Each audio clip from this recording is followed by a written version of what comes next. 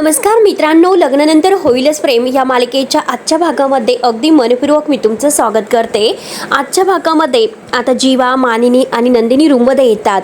मानिनी नंदिनीला म्हणते की अगं नंदिनी, तुला बरं वाटत नव्हतं तर तुम्हाला सांगायचं होतं, ती परकी आहेस का? त्यावरती नंदिनी म्हणते की आई, अहो खरंच काही झालेलं नाही। आणि हे बघा आई, तुमचा मुलगा कसा आहे हे तर तुम्हाला माहिती आहे, उगाचच मात्र ते खूप काळजी करत बसतात माझी। तेव्हा मानिनी म्हणते की हो ना, जीवासारखा प्रेमळ आणि इतका चांगला जोडीदार शोधून सुद्धा नाही सापडणार। आणि बघ ना जीवा, अरे बाबा तुला इतकं बोलले, इतके तुझ्यावर चिडले, आणि तुला तर माहितीच आहे की बाबा कामाच्या बाबतीत इकडे तिकडे काही झालं तर त्यांची चिडचिड होते। जीवाच्या चेहऱ्यावरून प्रेमाचा हात फिरवत मानिनी आता हे सर्व आता त्याला समजावत आहे। आणि हे बघा तुम्हाला सांगते, कारण आमची पिढी आहे तर ती कामाच्या बाबतीत जरा ओव्हर पॉझिटिव्ह आहे, आणि आता मात्र इतका मोठा बिझनेस सांभाळायचा म्हटल्यानंतर त्यांची थोडीशी चिडचिड तर होणारच। त्यावरती जीवा म्हणतो की आई हे बघ, ठीक आहे, अगं खरं तर माझी चूक झाली, क्लायंटला अगोदर कळवायला हवं होतं, त्यांच्याशी बोलायला हवं होतं। त्यावरती मानिनी म्हणते की अरे नाही जीवा, ठीक आहे, तू मुद्दाम मात्र काम नाही टाळलेलंस, यांनी पण जरा जास्तच केलेलं आहे, आणि तू थोडंच मुद्दाम काही टाळलं तर। हे बघ मला आनंद आहे की यांच्या समोर तुझ्या बायकोने मात्र तुझी बाजू घेतली, विक्रमला समजावलं आणि विजयला सुनावलं सुद्धा। आणि हे बघ व्हेरी गुड नंदिनी, तू जे काही केलंस, आणि असेच कायम एकमेकांच्या बरोबर राहा। जे नवरा बायको मात्र कायम एकमेकांच्या पाठीशी उभे राहतात, एकमेकांची साथ देतात, तर त्यांच्या आयुष्यामध्ये दुःख हे फार काळ टिकत नसतं। आणि अर्थात म्हणजे तुमच्या आयुष्यात असं काही दुःख नाही म्हणा, आणि कधीच नसावं अशी देवाचरणी मी प्रार्थना करेल। येऊ कमी आता तुम्ही दोघंही एकमेकांसोबत तुमचा वेळ घालवा। आणि परत ती जीवाचे गाल धरून ओढते, येऊ का म्हणून आता हे रे बाबा। त्यावरती आता जीवा म्हणतो की हो ना आजीबाई। तेव्हा आता मानिनी जोराचा एक त्याला फटका देते आणि म्हणते की आजचा जो काही खोटा राहिला होता तो पूर्ण केला। आणि प्रेमाने मानिनी आता बाहेर जाते। तेव्हा नंदिनी लगेच आता जीवाला माफी मागते आणि म्हणते की सॉरी जीवा, सगळं काही माझ्यामुळे घडलं, तर माझ्यामुळे तुमची मीटिंग चुकली आणि तुमच्या हातातून प्रोजेक्ट गेला, खरंच आय एम सॉरी जीवा। त्यावरती जीवा म्हणतो की अगं तुला कदाचित हे सगळं ऐकायला ऑड वाटेल, पण खरंच मला आता खूप शांत वाटतं, आणि हे प्रोजेक्ट आहे तर ते नक्की विजयने मिळवलं, हा काहीतरी आता देवाचाच प्लॅन होता, कारण मला त्या प्ले ग्रुप मध्ये जावं लागलं असतं आणि मी सेंटी झालं असतं, आणि देवाने मात्र ते प्रोजेक्ट विजयला दिलं, खरंच खूप बरं झालं, कारण माझ्या मनावरचा ताण गेला। तेव्हा नंदिनी म्हणते की तुम्ही खरंच कमाल आहात, इतक्या सगळ्या परिस्थितीत तुम्ही पॉझिटिव्ह राहूच कसं शकता। त्यावरती जीवा म्हणतो की तुझ्यामुळे, कारण तू कायम माझ्या सोबत असते, त्यामुळे मला कशाचंही काही वाटत नसतं, कायम मी स्वतःला पॉझिटिव्ह फील करतो, अशीच कायम माझ्या सोबत राहा। नंदिनी म्हणते की हो, कायम तुमच्या सोबतच असणार आहे आणि चांगली डोक्यावर बसणार आहे तुमच्या। तेव्हा आता जीवा म्हणतो की अगं डोक्यावरून आठवलं। नंदिनी लगेच म्हणते की चंपी करून देऊ का? जीवा म्हणतो की तुला कसं कळालं? नंदिनी म्हणते की तुमच्या डोळ्यात मला दिसलं, आणि जा लवकर तुम्ही चेंज वगैरे करून या। ती सुद्धा आता जीवाला एक फटका देते आणि म्हणते की माझा कोटा राहिला होता तो पूर्ण केला। त्यानंतर नंदिनी पुन्हा आता आरशासमोर येते, तर तिला आपल्या बाळाची आठवण होते, ती पोटाला हात लावते आणि तिचा चेहरा पुन्हा पडतो आणि तिच्या डोळ्यामध्ये पाणी येते। त्यानंतर आता इकडे काव्य ही पार्टला रूम मध्ये विचारते की अहो देशमुख, सांगा तुम्ही मिसळ का खाल्ली आणि माझ्याशी का खोटं बोलला? आणि परत म्हणते की जाऊन द्या, पार्थ काही बोलतच नसतो, तो शांत असतो। आणि काव्य म्हणते की एकतर माझ्या तुमच्या तब्येत बरोबर नाही आणि माझ्या बोलण्याने काही मनस्ताप तुम्हाला व्हायला नको, तुम्ही आराम करा, मी बाहेर बसते। म्हणून ती बाहेर जायला निघते, तर पार्थीचा हात धरतो आणि तिला थांबवतो आणि नका ना जाऊ, तुम्ही जर गेलात का माझा जीव आणखीन अगदी अर्धा मेल्यासारखा होतो। तेव्हा आता काव्य त्याच्या जवळ येते आणि विचारते की हो का, खरंच का? ती प्रेमाने त्याच्या गालाला हात लावत म्हणते की आता कसं वाटतं? त्यावरती पार्थ खुश होत म्हणतो की अगोदरपेक्षा बरं वाटतं, आणि परत आता ती व्हेरी गुड असं म्हणते अगदी लाडत येऊन, आणि परत आता तेवढ्यात भसकते आणि म्हणते की आता मात्र तुमची कॉलरच मला पकडायची आहे, मी वेडी आहे का? माझा वेळ जात नाही म्हणून मी हे सर्व करते का? मला माझा अभ्यास सांभाळायचा, माझी प्रेग्नेन्सी सांभाळायची आहे, तुमच्यासाठी डबा बनवायचा, तुमचे सगळे काही आवडीचे पदार्थ डब्यामध्ये भरून द्यायचे। तुम्ही काय करणार की तुमचा डबा दुसऱ्या कोणाला तरी देणार, आणि तुमच्या म्हणजे डबा दुसऱ्याला देऊन मात्र स्वतः बाहेरचे पदार्थ, जे पदार्थांनी तुमचं पोट दुखतं असे पदार्थ स्वतः खाणार, आणि हे सर्व कशासाठी? तेव्हा पार्थ म्हणतो की अहो तुम्हीच बोलला होतात। काव्य म्हणते की एक मिनिट, मी काय बोलले होते? तुमचा डबा तिला द्या आणि तिचा डबा तुम्ही खा असं म्हटले होते का मी? हे बघा देशमुख, गप्प बसा, उगाच काही खापर माझ्यावर फोडू नका। हे बघा साधी गोष्ट आहे, दुसऱ्याला मदत करावी, परंतु मदत करताना मात्र आपण आपली रेषा ओलांडू नाही, इतकं साधं गोष्ट तुम्हाला कशी कळत नाही हो? आणि हे बघा तुम्ही गप्प बसा। शाळेत असताना आपल्याला एक कविता होती, देणाऱ्याने देत जावे, घेणाऱ्याने घेत जावे, देता देता मात्र घेणाऱ्याचे आता हातच घ्यावे. ही कविता फारच मनावर घेतली का हो तुम्ही? आणि हे बघा, मदतीच्या नावाखाली, चांगुलपणाच्या नावाखाली मात्र आपण कुणासाठी किती काय काय करतो आणि कुणासमोर काय काय बोलतो याचं भान तुम्हाला कसं राहत नसेल. आणि हे बघा, तुम्हाला तिखट चालतं चालत नाही हे सगळं त्या मुलीला सांगण्याची काय गरज होती बरं पार? आणि हे मात्र बरं आहे, तुमचं घरी बनवलेला डबा दुसरा कुणाला तरी द्यायचा आणि बाहेरचं जे आहे ते स्वतः खायचं आणि घरी आल्यानंतर पोट धरून बसायचं आणि बायको आहे नंतर काळजी घेण्यासाठी, हो की नाही? आणि तेवढ्यात आता पार्थ हा काव्याऐवजी दिव्या म्हणून जातो आणि म्हणतो की दिव्या तसं नाही.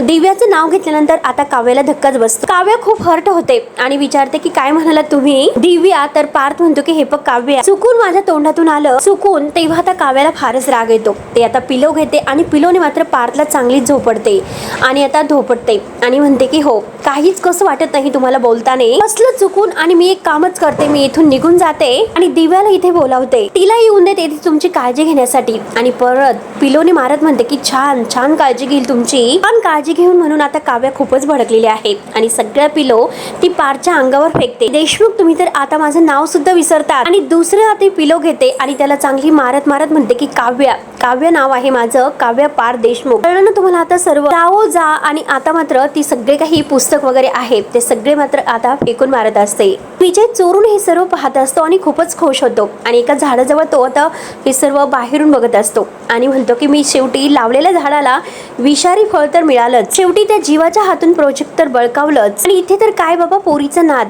अगदी भल्या भल्यांना बुडावलं, इतिहास साक्ष आहे.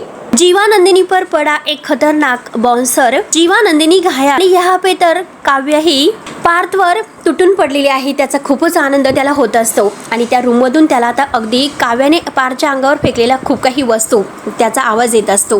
म्हणून विजय आता खूपच खुश होतो आणि हे सर्व वसुहत्याला तो सांगायला येतो. आता वसुहत्याला सांगितल्यानंतर वसुहत्या फारच खुश होते आणि दोघे एकमेकांबरोबर आता दारू पीत मस्त चीयर्स म्हणतात. वसुहत्या म्हणते की हो ना, खरंच आता चीयर्स तर व्हायलाच पाहिजे, कारण आता हा जो नवीन राहाडा आहे त्याबद्दल. क्षणी मात्र जी काही तुम्ही काडी टाकलेली आहे त्यामुळे धूर आणि आता वनवा आणि ही आग एकदमच लागलेली, तेव्हा आता वसुहत्या खूपच हसत असते. तर आता विजय म्हणतो की आगीचा वनवा व्हायला आता फार वेळ नाही लागणार. तेव्हा लगेच आता वसुहत्या म्हणते की या देशमुखांनी त्या आगाऊ काव्या आणि नंदिनीला मात्र आता लवकरात लवकर घराच्या बाहेर काढलंच पाहिजे. तेव्हा आता विजय म्हणतो की हो, होणार, हे नक्कीच होणार. वसुहत्या म्हणते की हो ना, तुम्ही म्हणतात तर ते नक्कीच होणार. आणि तसंही विजयराव आपल्याला नशिबाची साथ मिळते. ऐन वेळेला मात्र पारच्या आयुष्यामध्ये दिव्याची जी काही धमाकेदार एंट्री झालेली आहे त्यामुळे सुरुंग तर लागलेला आहे. तेव्हा विजय म्हणतो की हो, एकदम करेक्ट, योग्य वेळी योग्य ठिकाणी योग्य माणूस फसल्याने मात्र फरक पडतो. त्यावरती वसुहत्या म्हणते की हो ना, अगदी खरं आहे आणि त्यामुळे चीयर्स टू दिव्या. तेव्हा आता दोघेही खूपच हसतात, दिव्या दिव्या करत आता खूपच हसत असतात आणि मस्त चीयर्स करत असतात. त्यानंतर आता सकाळ होते, काव्य तयार होत असते. आता पारसमोर तिच्या मागे मागे येत असतो. आरशासमोर दोघेही उभे राहतात आणि तो काव्याला म्हणतो की काव्या, मी काय म्हणतो. काव्या ऐकायला तयारच नसते. ती मात्र आता रागवलेली आहे. त्याच्या अंगावरती टॉवेल फेकून देते. तेथील फूल घेऊन तो म्हणतो की हे पुष्प घेऊन तुम्ही आमची माफी स्वीकारावी अशी आमची इच्छा आहे, प्लीज काव्या प्लीज. तेव्हा काव्या रागाने त्याच्याकडे बघत असते आणि ते फूल हातात घेते आणि फेकून देते आणि पार्थ तर रागानेच काव्य असं ओरडतो. त्यावरती आता काव्या म्हणते की काव्या कशाला म्हणतात, काव्य नाही तर दिव्या म्हणा मला, असे रागाने म्हणत ती बेडवर येऊन बसते. तेव्हा आता पार्थ तिच्या मागे मागे येतो आणि म्हणतो की काव्या प्लीज, अहो ऐका ना. आणि हे बघा काव्या, खरंच सॉरी. काव्या विचारते की सॉरी कशाला, कारण माझं दिव्या नाव आहे, काल तर तुम्ही करेक्ट नावाने हाक मारली. आणि पार्थ म्हणतो की हे बघा काव्या, मी काय म्हणतो ते ऐकून घ्या. काव्या आता ऐकायला तयारच नसते. पार्थ म्हणत असतो की काव्या प्लीज ऐका. तर काव्या बांगड्या घालत म्हणते की दिव्या म्हणून हाक मारा तरच मी हाक देईल. पार्थ काही आता दिव्या म्हणत नसतो तर काव्याच म्हणतो. आता काव्या म्हटल्यानंतर काव्या ही का दिव्या म्हणते. तेव्हा तो तिच्या समोरून येऊन बसतो. काव्या पुन्हा आपला चेहरा वळवते. तेव्हा पार्थ म्हणतो की काव्या प्लीज. तर काव्या म्हणते की दिव्याशी जेव्हा हाक मारता तरच मी तुम्हाला ओ देईल. तेव्हा आता पार्थ लगेच आपल्या मनात म्हणतो की म्हणू का हिला दिव्या म्हणू का. तेव्हा आता काव्या मनात म्हणत असते की हो, का फक्त तुम्ही दिव्या म्हणा, मग मी तुम्हाला काव्या काय दिव्य करू शकते हे दाखवते. आणि हाक मारा मारा असं तर काव्या मनात म्हणत असते. त्याच्याकडे बघत तर पार्थ आता म्हणतो की नको नको दिव्या नकोय, तर सिच्युएशन अशी होईल की इकडे आर आणि तिकडे विहीर. त्याला समोर मात्र आता वही आणि पेन दिसते. तो लगेच जातो आणि त्या कागदावर मात्र सॉरी असं दिलच्या पानामध्ये लिहितो. तेव्हा तो काव्यासमोर घेऊन येतो, काव्याला दाखवतो. काव्या आता त्याकडे पाहत असते. परत तो काव्याला सॉरी बोलतो आणि हे बघा काव्या, मी प्रयत्न करतोय, प्लीज करा ना तुम्ही.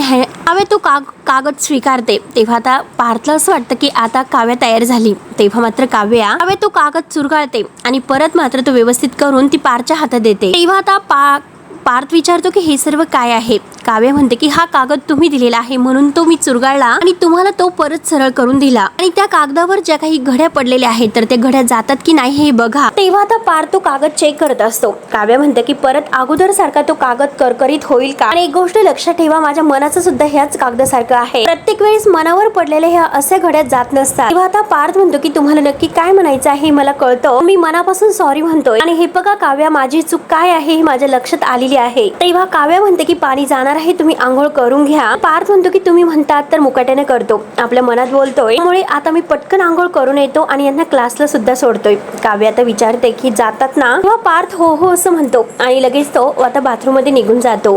काव्या मात्र आता त्या कागदाकडे बघते. तिला आता हसू येते. तो कागद उचलून त्याकडे बघत आता हसत असते आणि म्हणते की इतका सुद्धा हा आर्किटेक्ट बोका वाईट नाही. पार्थचा मोबाईल मात्र आता समोर ठेवलेला असतो. काव्या मात्र आता पार्थवर खुश होत असते आणि तेवढ्या त्या दिव्याचा फोन परत येतोय आणि दिव्या नावाने तो सेव्ह असल्यामुळे काव्या बघते फोन. आता ती आपल्या हातात घेते आणि म्हणते की ही आहेच का अजून. रागाने तो फोन ठेवून देते आणि लगेच आपली बॅग वगैरे घेऊन ती जायला निघते. आणि ती किचन मध्ये येते. तेव्हा आता ती पाणी वगैरे घेते असते. नंदिनीचा स्वयंपाक रेडी असतो. नंदिनी आता म्हणते की बरं झालं काव्या तू आलीस आणि हे बघ हा तुझा डबा आहे आणि आठवणीने मात्र तू हा डबा पार्थला देशील. तेव्हा काव्या म्हणते की मी फक्त माझा डबा घेऊन जाईल, पार्थचा डबा मी नाही नेणार. काव्याचा चेहरा पडलेला असतो. त्यांना जर डबा हवा असेल तर ते घेऊन जातील असं आता रागानेच म्हणत असते. ताई तसंही त्यांना डबा देऊन काय उपयोग आहे बरं, आपण त्यांना डबा देतो पण तो डबा जातो दुसऱ्याच्या पोटामध्ये. तेव्हा नंदिनी म्हणते की अगं वेडाबाई काय झालं. तेव्हा आता काव्या म्हणते की कुठे काय, काही नाही. आणि नंदिनी म्हणते की हो का काव्या, अगं शाळेत असताना तू असे 2 विणे घालून एवढीशीच असताना शाळेत जायची. घरी आल्यानंतर जर तुझं काही बिनसलं असेल तर मी तुला विचारायचे की काय झालं, तेव्हा तू असंच पटकन म्हणायचे की कुठे काय, काहीच झालेलं नाही. आणि मग मी तुला असा घास भरवायचे. आणि ती काव्याच्या तोंडात घास भरवते आणि घास भरवल्यानंतर मात्र तू सगळं काही चटाचट सांगायची. चल सांग लवकर काय झालेलं आहे. तेव्हा काव्या म्हणते की ताई अगं हे सगळं मी का करते, काळजी करणं, हे प्रेम, डबे वगैरे भरून देणं, हे सगळं काही मी करते म्हणजे त्या समोरच्याला त्याची काही कदरच नाही. त्यावरती नंदिनी म्हणते की अच्छा म्हणजे तो समोरचा माणूस पार्थ आहे तर. तेव्हा आता काव्या हो असं म्हणते.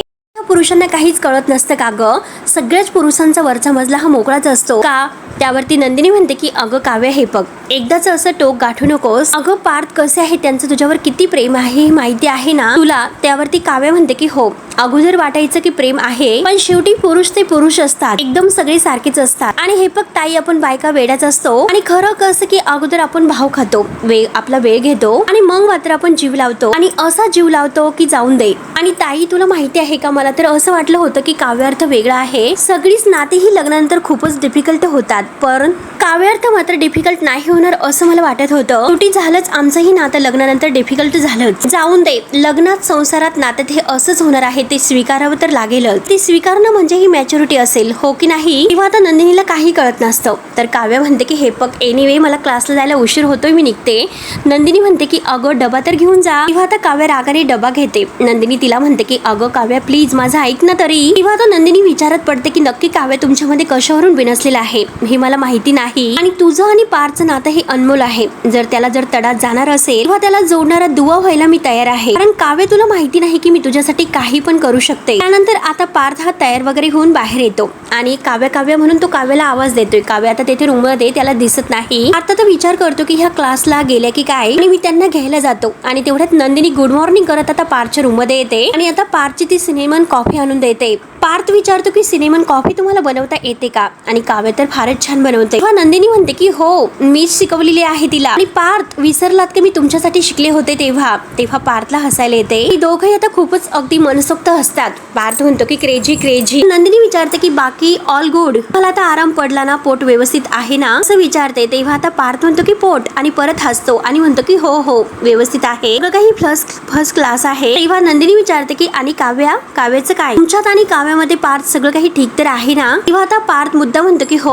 ऑल गुड, सगळं काही छान आहे आणि आज मात्र मी त्यांना क्लासला न्यायला जाणार आहे. एकदम खुश होतील आणि जरा सरप्राईज वगैरे देतो. बाकी मात्र त्यांचे मूड हे चेंज होत असतात. त्या प्रेग्नेन्सीमुळे हार्मोन्स वगैरे चेंज होतात ना, त्यामुळे कळलं ना तुम्हाला काय होतं. आणि मला ते कळालेलं आहे, त्यामुळे मी काही घाबरत नसतो आणि मी कशालाच घाबरत नाही. तेव्हा आता नंदिनी म्हणते की हो हो हो, आणि बाकी जर काही तुम्हाला शेअर करावंसं वाटलं तर आपण फ्रेंड्स आहोत हे लक्षात ठेवा. मला सगळं काही सांगू शकतात. पार्थ म्हणतो की हो हो नक्की नक्की, काही वाटलं तर मी नक्की तुम्हाला शेअर करेन. आणि बाकी चला आता मला ऑफिसला जायला उशीर होतोय, मी आवरतोय आणि आज मात्र मी जीवा बरोबरच आहे. तेव्हा आता पार्थ मात्र थोडासा बाजूला जातो. तर आता नंदिनीच्या काहीतरी लक्षात येते. नंदिनी मात्र आता जीवाकडे रूम मध्ये येते त्यांचा चहा वगैरे घेऊन आणि म्हणते की तुमचा हा चहा रेडी आहे. जीवा म्हणतो की हो हो क्या बात है, एकदम करेक्ट असं वेळेत आली, मला तर चहाच हवा होता. तेव्हा आता जीवा चहा पितो तर नंदिनी विचारते की कसं आहे. जीवा म्हणतो की कमाल, एकदम असे कमाल, आणि तुझा हातचा चहा पिऊन खरंच मला अगदी मजा आलेली आहे आणि काम करण्यासाठी आणखीनच मजा येईल. त्यावरती नंदिनी म्हणते की आहो तेच ना,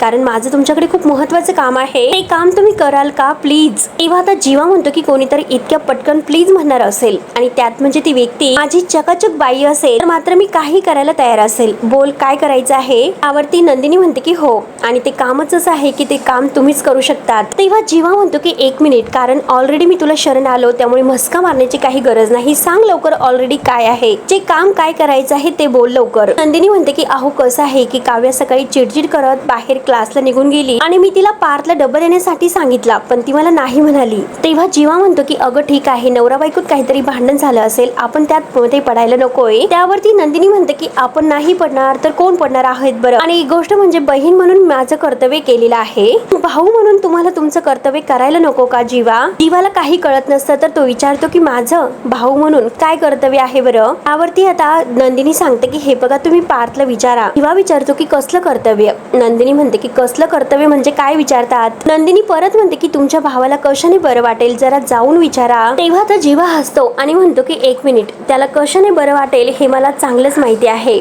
रविवार दुपार तो आणि मी बाबा मस्तपैकी असा ग्लास आणि त्यामध्ये 60-60चा पेक आणि त्यात म्हणजे आईच्या हातचं सुकं मटण आणि त्याच्या तोंडालाच पाणी सुटते. तेव्हा नंदिनी जीवावर ओरडते. जीवा म्हणतो की अगं मस्करी करतोय आणि हे बघ त्याला कशाने बरं वाटेल हे मी तुला सिरियसली सांगतोय, म्हणजे काव्या त्याच्याशी बरं वागली बरं बोलली तर त्याला बरं वाटेल. तेव्हा आता नंदिनी म्हणते की अहो तेच, पण ती नाही बोलत ना, त्यांच्यात नक्की काहीतरी बिनसलेलं आहे. तेव्हा जीवा म्हणतो की हो एवढंच आहे तर तू एक काम कर, तू जाऊन विचार त्याला. त्यावरती नंदिनी म्हणते की हो मी त्याला विचारलं, त्यांना विचारलं, अगदी मनापासून विचारलं तुमच्यात काही भांडण वगैरे झालेलं आहे का. तर जीवा विचारतो की मग काय म्हटला तो. तेव्हा नंदिनी म्हणते की ते तर मला म्हणाले की नाही सगळं छान मस्त सुरू आहे. जीवा म्हणतो की अरे वा मग तर चांगलं आहे. नंदिनी म्हणते की काय चांगलं आहे, तुम्ही त्यांच्याशी बोला, 100% त्यांचं काहीतरी बिघडलेलं आहे आणि तुम्हीच त्याबद्दल काहीतरी करू शकता. त्यावरती जीवा म्हणतो की मी काय करू शकतो. नंदिनी म्हणते की काय करू शकतो म्हणजे तुम्ही जाऊन एकदा पार्थशी बोला व्यवस्थित. त्यावरती जीवा म्हणतो की तुम्ही दोघे इतके फ्रेंड्स आहात आणि तो तुला काही सांगत नाही, मग तुम्हाला कसं सांगेल. त्यावरती नंदिनी म्हणते की हो का झालं का, जीवा देशमुख यांची पावर संपलेली आहे वाटतं, आणि जाऊन द्या मी उगाच तुमच्याकडे होप्स घेऊन आले. द्या इकडे तो चहाचा कप द्या, तुमचा चहा पिऊन झालेला आहे, तुमच्याच्याने काही होणार नाही. ह्या कपाचा भार तरी मी तुम्हाला कसा देऊ. नवरा बायकोतील खटके तुम्ही दूर करू शकत नाही, मग कप कधी धुणार तुम्ही. म्हणून नंदिनी किचन मध्ये जायला निघते तर जीवा तिच्या हाताला धरतो आणि म्हणतो की ए बाई बस इथे आणि जरा शांत हो, जरा ऐक माझं, आणि म्हणतो की हे बघ हे असं कप वगैरे धुणं मला नाही जमणार, पण मी सांगतोय गैरसमज मात्र मी नक्कीच दूर करू शकतो. नंदिनी म्हणते की हो का तुम्ही, आणि खरंच सोडावं. आणि नंदिनी आता हसायला सुरुवात करते. पार्थच्या मनामध्ये काय सिक्रेट आहे तुम्ही कधीच ओळखू शकणार नाही. त्यावरती आता जीवा म्हणतो की एक मिनिट. तेव्हा आता जीवा म्हणतो की हे बघ तो मात्र नसताना मी त्याच्या पॉकेट मधील पैसे काढू शकतो, मग त्याच्या मनातील नाही ओळखू शकत का, आणि मी नक्कीच त्याच्या मनातील काढून घेऊ शकतो. तुम्हाला ओळखत नाही की मी आहे तरी कोण. नंदिनी म्हणते की हो अजिबात मी तुम्हाला ओळखत नाही, कारण मला माहितीच नाही की नक्की कोण आहात तुम्ही. ठीक आहे आज मात्र तुम्ही मला दाखवाच. जीवा म्हणतो की बरं ठीक आहे मग दाखवतोच. त्यावरती जीवा म्हणतो की एक मिनिट, पण त्यासाठी तुला माझ्या प्लॅन मध्ये सामील व्हावं लागेल. नंदिनी म्हणते की ठीक आहे मंजूर, आणि ती त्याच्या हातामध्ये हात देते. त्यानंतर मात्र आता जीवाने मस्त साबुदाण्याची खिचडी बनवलेली आहे आणि पार्थ आणि जीवा मस्त दोघेही खात असतात. पार्थ म्हणतो की हो ना खूपच कमाल झालेली आहे, कोणी बनवली. त्यावरती जीवा म्हणतो की हो मीच बनवलेली आहे जीवा देशमुखने. आणि तेवढा तिथे नंदिनी येते. नंदिनी सुद्धा डायनिंग टेबलवर बसते. आता दोघांचा काहीतरी प्लॅन असतो. नंदिनी म्हणते की साबुदाण्याची खिचडी आणि जीवा मला सुद्धा द्या ना. तेव्हा जीवा म्हणतो की तुला देणार तर देणार आणि तो आपल्या हाताने तिला वाढतो तेव्हा आता पार्थ मस्त मन लावून खिचडी खात असतो. नंदिनी जीवाला खुणावते तेव्हा दोघांचे चेहरे मात्र गंभीर असतात. पार्थचं त्यांच्याकडे लक्ष जातं. पार्थ त्यांच्याकडे पाहतच असतो आणि विचारतोय तर असं का बघतात माझ्याकडे. त्यावरती जीवा म्हणतो की आम्हाला तुझ्याबद्दल काहीतरी कळालेलं आहे. तेव्हा आता पार्थ म्हणतो की काय कळाले. नंदिनी म्हणते की तुम्हाला माहिती आहे. पार्थ विचारतो की काव्याने सांगितलं का आणि म्हणून तुम्ही मला मगाशी विचारत होतात की काव्याने माझ्यामध्ये सगळं काही ओके आहे का आणि बायकांच्या पोटामध्ये काही राहतच नसतं आणि काव्याने मात्र हे सर्व सांगितलं असेल आणि इथे कोणाचीही काही चूक नाही असं म्हणून मात्र जो काही घडलेला प्रकार आहे त्या क्लच पासून क्लच बॅगेला आलेला होता. काव्याने तो क्लच पकडला. आता काव्याला एक एक ज्या गोष्टी आहेत त्या बरोबर आता काव्याच्या समोर आल्यात आणि बेबू हा जो काही पार्थ आणि काव्यामधील विषय आहे तो सुद्धा दिव्याला माहिती आहे आणि दिव्या तो बोलून गेली याबद्दल आणि आतापर्यंत घडलेले सगळे काही गैरसमज या सगळ्याबद्दल मात्र आता पार्थ हा जीवा आणि नंदिनीला सांगत आहे. नक्की यांच्या दोघांमध्ये कशावरून बिनसलं त्याबद्दल. आणि त्या दिवशी मात्र आता माझ्या पोटात म्हणजे दुखत होतं आणि दिव्या मला अगदी घरी धरून घेऊन आली होती आणि ते असे मात्र अनेक गैरसमज होतच गेले आणि रूम मध्ये काव्य आणि पार्थ या दोघांचं झालेलं भांडण हे सगळं काही पार्थ आता त्या दोघांना सांगतो आणि बोलता बोलता माझ्या तोंडातून दिव्या हे नाव निघून गेलं आणि त्यामुळे काव्य आता खूपच चिडलेले आहेत. खूप हर्ट झालेले आहेत. हे सगळं काही जेव्हा आता तो सांगतो तेव्हा आता जीवा आणि नंदिनी फारच हसायला सुरुवात करतात. मोठमोठ्याने हसत असतात. तेव्हा आता नंदिनी म्हणते की अहो काय तुम्ही काव्याला दिव्या म्हणून हाक मारली. दिवा इतका हसतो त्याच्या डोळ्यात पाणी येते आणि म्हणतो की अरे दादा तू कर्माने मेलास. कुछ भी करने का था पर ये नहीं करने का. नंदिनी म्हणते की अहो पार्थ एका मुलीला दुसऱ्या मुलीच्या नावाने हाक मारायची नसते. जीवा म्हणतो की याने तर बायकोला दुसऱ्या मुलीच्या नावाने हाक मारली. दोघंही पोट धरू हसतात. तर पार्थ म्हणतो की एक मिनिट तुम्हाला सगळं माहिती होतं. काव्याने सगळं सांगितलं होतं ना मग तुम्ही असं आत्ता कळल्यासारखं का रिॲक्ट होतात. त्यावरती नंदिनी म्हणते की कारण आता जे काही आहे ते आत्ताच कळलं आणि ते पण तुमच्याकडून कळाले. तेव्हा आता जीवा म्हणतो की काव्याने नाही सांगितलं. तर नंदिनी म्हणते की आता तुम्ही तुमच्या तोंडानेच कबूल केलं कारण तोपर्यंत आम्हाला काही माहितीच नव्हतं. तेव्हा आता पार्थ म्हणतो की अरे अरे जीवावर दात खातो. नंदिनी म्हणते की जीवा पण तुम्ही कमाल आहात आणि तू का हसतोस. तुझ्या बाबतीत कधी असं झालेलं नाही का. त्यावरती नंदिनी म्हणते की कधीच नाही. तेव्हा आता पार्थ म्हणून जातो की तुमचा बॉन्ड तुमचं बाळ सगळं काही छान आहे. आता नंदिनी आणि जीवा एकमेकांकडे पाहत असतात. तर पार्थ आता चिडतो ही दिव्या कुठून माझ्या आयुष्यात आली कळत नाही आणि दररोज तीच असं म्हणत असते की जेवण एकत्र करूया. तेव्हा आता जीवा म्हणतो की बघ तू असं कधी कधी तिला वर्क फ्रॉम करायला सांग. तू कधी ऑफिसला येणार नाही.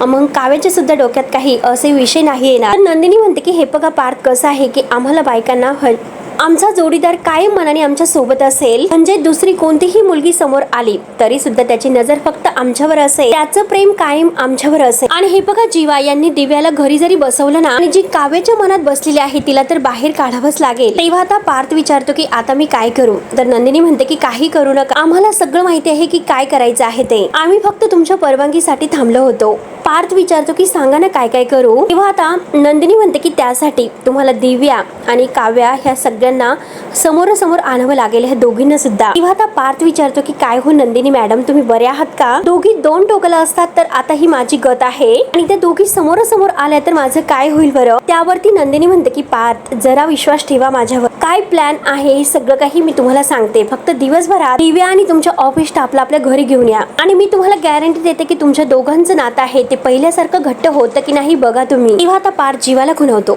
जीवा म्हणतो की मला नाही माहिती. नंदिनी फोन करायला सांगते. पार्थ लगेच तयार होतो आणि दिव्याला फोन करतो.